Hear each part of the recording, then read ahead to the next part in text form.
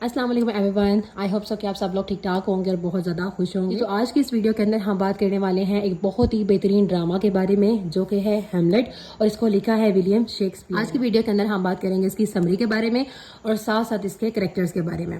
जी तो अब हम स्टार्ट करते हैं। सबसे पहला जो हमारा कैरेक्टर है डेट इज़ हैमलेट। ये है प्रिंस हैमलेट। प्रिंस हैमलेट जो है ये डेनमार्क का प्रिंस है, लेकिन ये स्टडी के लिए गया हुआ है इंग्लैंड। जब ये इंग्लैंड के अंदर पढ़ रहा होता है, स्टडी कर रहा होता है, तो उसको खबर मिलती है कि इसके फादर किंग हैमलेट का मर्डर हो चुका है। जब हैमलेट वापस आता है तो उसको खबर मिलती है कि उसकी मदर गेर्ट्रूड ने क्लॉडियस के साथ शादी कर ली है। लेकिन एक रात ऐसा होता है कि जो उनका किला है जिसका नाम है एल्सीनोर, वहां पर तमाम जो सोल्जर्स होते हैं उनको एक होस्ट नज़र आता है, यानी उनको एक जिन नज़र आता है और वो जिन ये डिमांड करता है कि वो मिलना चाहता है हैमलेट से। वो ये कहता है कि मुझे हैमलेट से मिलने दिया जाए। बाकी तमाम जो सोल्जर्स हैं वो डर जाते हैं, लेकिन जो होरेशियो होता है, होरेशियो जो है ये बहुत एक अच्छा सोल्जर भी है और साथ में हैमलेट का फ्रेंड भी है। ये जाता है और हैमलेट को बुलाकर लेकर आता है। जब हैमलेट उस होस्ट के साथ मिलता है तो जो होस्ट है वो उसे बताता है कि वो उसके फादर यानी किंग हैमलेट की रूह है, और वो रूह उसको ये बताती है हैमलेट को कि जो किंग हैमलेट हैं यानी हैमलेट के फादर हैं उनका मर्डर किया है क्लॉडियस ने। और होस्ट जो है वो हैमलेट से डिमांड करता है कि वो उसके मर्डर का बदला ले क्लॉडियस से। अब जब ये सारा सीन जो है वो गुजर जाता है तो हैमलेट के दिल के अंदर ये बात आती है कि क्या पता होस्ट सच कह भी रहा है या नहीं। यानी उसको शक होता है कि हो सकता है कि जो होस्ट है वो उसके फादर की रूह ना हो, वो कोई और जिन हो या कोई और नेगेटिव एनर्जी हो, वो होस्ट उसके फादर का हो ही ना, जिसकी वजह से वो बहुत ज़्यादा सोचने पर मजबूर हो जाता है। इस सारे सिनेरियो के अंदर हैमलेट ये प्लान बनाता है कि वो मैड बनने की एक्टिंग करेगा, यानी वो ड्रामा क्रिएट करेगा कि वो पागल हो चुका है, लेकिन रियल में जो हैमलेट था वो बिल्कुल ठीक होता है। लेकिन वो सच के बारे में पता करवाने के लिए वो मैड बनने की एक्टिंग करता है। जब हैमलेट जो है वो पागल बन जाता है तो गेर्ट्रूड और क्लॉडियस बहुत ज़्यादा परेशान हो जाते हैं, और ये इसके दो दोस्तों को जो कि है गिल्डनस्टर्न और रोसेनक्रेंट्ज़, इनको ये कहते हैं दोनों कि तुम दोनों जो है वो हैमलेट का पीछा करो और पता करवाओ कि हैमलेट को क्या हुआ है। इसके साथ साथ हमें एक और करेक्टर नजर आता है जो कि है पोलोनियस का। पोलोनियस हुकूमत का एक बंदा है जो कि बहुत खास आदमी है, ठीक है। इसकी एक बेटी है ओफिलिया। ओफिलिया और जो हैमलेट है दे आर इन लव, ठीक है, इनका एक लव रिलेशनशिप है। लेकिन जब हैमलेट सारा पागल बनने की नौटंकी कर रहा होता है तो उस टाइम पे वो ओफिलिया को भी इग्नोर कर देता है। दफा जो है वो ओफिलिया से मिलता है और वो से ये कहता है कि वो जो है सबसे ज्यादा नफरत ही औरतों से करता है, जिसकी वजह से ओफिलिया बहुत ज्यादा हर्ट होती है। इसके साथ हैमलेट एक और प्लान बनाता है कि वो एक ग्रुप को इनवाइट करेगा कि वो उसके किंगडम के अंदर, उसके महल के अंदर आए और वो एक ड्रामा क्रिएट करे जिसका थीम जो है वो ये होगा कि एक भाई ने अपने किंग भाई का कत्ल कर दिया है, जिससे उसको ये पता चल जाए कि क्लॉडियस ने उसके फादर को मारा था या नहीं। जब वो ग्रुप आता है वो अपना ड्रामा परफॉर्म करता है और जब वो सीन आता है कि भाई ने अपने किंग भाई को मारा है, उस टाइम पे क्लॉडियस जो है वो जगह छोड़ के चला जाता है। जब हैमलेट ये चीज़ देखता है उसको यकीन हो जाता है कि वाकई ही में क्लॉडियस उसके फादर को मारा था। ये देखते उसको और ज़्यादा गुस्सा आता है और वो गुस्से में ही जाता है अपनी मदर गर्टिट्यूड के रूम में।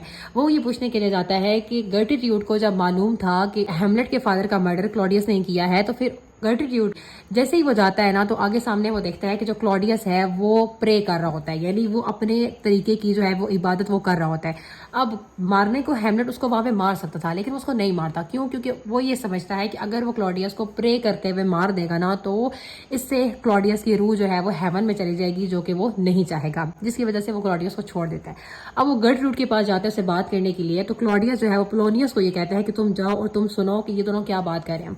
जब पोलोनियस जाता है गेर्ट्रूड के कमरे में और वो पर्दे के पीछे छुप के उनकी बातें सुन रहा होता है, हैमलेट है उसको ये बात पता चल जाती है और वो समझते हैं क्लॉडियस जो है वो पर्दे के पीछे छुप के हमारी बातें सुन रहा है।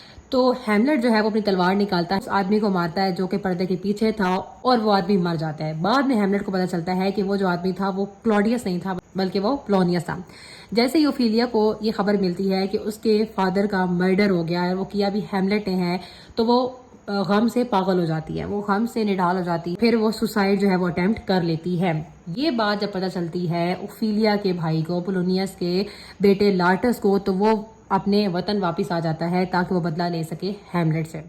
इसी सारे सिनेरियो के अंदर क्लॉडियस जो है वो गेर्ट्रूड से ये कहता है कि अब जो है वो हैमलेट ने पोलोनियस को मार दिया है, तो क्लॉडियस नहीं चाहता कि हैमलेट को सजा मिले। इस वजह से वो चाहता है कि वो उसको दूर किसी और मुल्क تاکہ ہیملیٹ وہاں پہ سیو رہے. اب ساتھ ہی میں کلاڈیس نے یہ پلان کیا ہوتا ہے کہ جب وہ اس دوسرے کنٹری میں جائے گا تو وہاں پر لوگ آئیں گے اور وہ ہیملیٹ کو مار دیں گے. ٹھیک ہے. جیسے ہی ہیملیٹ کو کلاڈیس بھیجتا ہے تو رستے کے اندر ہی جو ہے وہ پائریٹ کا ایک گروپ ہوتا ہے جو کہ اس جہاز کے اوپر حملہ کرتا ہے. تو ہیملیٹ بچ کر اپنے کنگڈم میں واپس آ جاتا ہے. جیسے ہی وہ واپس آتا ہے تو کلاڈیس ایک نیا پلان بناتا ہے کہ میں لارٹس کے درمیان میں اور ہیملیٹ کے درمیان میں ایک فرینڈلی لڑائی کرواؤں گا. اس لڑائی کے پیچھے اس کا پلان یہ ہوتا ہے کہ جو کلاڈیس ہے نا وہ لارٹس کی تلوار کے اوپر زہر لگا دے گا تاکہ جیسے ہی لارٹس کی تلوار ہیملیٹ کو لگے ہیملیٹ جو ہے وہ زہر سے مر جائے. اور ساتھ میں وہ یہ پلان بناتا ہے اگر ہیملیٹ جیت وائن کا ایک گلاس رکھے گا جو ہیملیٹ پیے گا اور وہ وہیں پر مر جائے گا. یعنی مین اس کا مقصد یہی تھا کہ ہیملیٹ کو کسی طریقے سے مار دیا جائے. جیسے ہی لڑائی سٹارٹ ہوتی ہے ہیملیٹ جو ہے وہ لارٹس کو ایک ضرب لگاتا ہے. جیسے ہی گرٹروڈ یہ دیکھتی ہے کہ میرا بیٹا جیت رہا ہے, ہیملیٹ جو ہے وہ جیت رہا ہے, تو وہ اس وائن کے گلاس کو پی جاتی ہے جس سے گرٹروڈ جو ہے وہ گر جاتی ہے. جیسے ہی گرٹروڈ گرتی ہے تو ہیملیٹ کو سارا سینیریو سمجھ آنے لگ جاتا ہے کہ یہ اصل میں چل کیا رہا ہے. اور لارٹس بھی جو ہے وہ ہیملیٹ کو بتا دیتا ہے کہ یہ سارا کھیل جو ہے وہ کلاڈیس کا رچایا ہوا ہے.